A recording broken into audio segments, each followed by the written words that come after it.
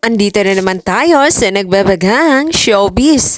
Balita, panoorin natin ang video nila Ellen Adarna kung saan ay nagkasama silang nagbakasyon nila John Lloyd at girlfriend nito sa Boracay. Panoorin natin ang video nila.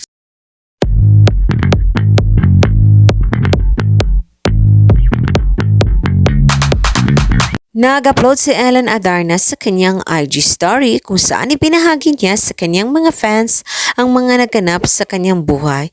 Isa na dito ang pagpunta ng kanyang pamilya sa Boracay kasama ang kanyang mga kaibigan, sina John Lloyd Cruz at ang girlfriend nito.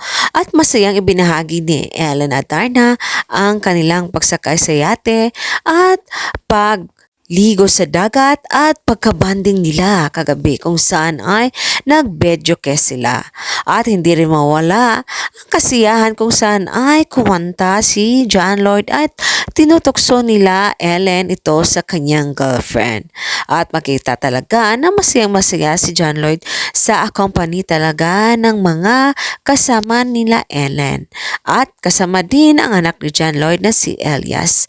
At kasama din ang anak ni Ellen kung saan ay masaya niya itong binivideohan. At ibinahagi din ni Ellen Adarna ang co-parenting nila kung saan ay masaya silang nagkakasundo ng ama ng kanyang anak na si Elias. Panoorin natin ang kabuuan na nasabing video nila at huwag kalimutang maglagay ng iyong komento sa video na ito.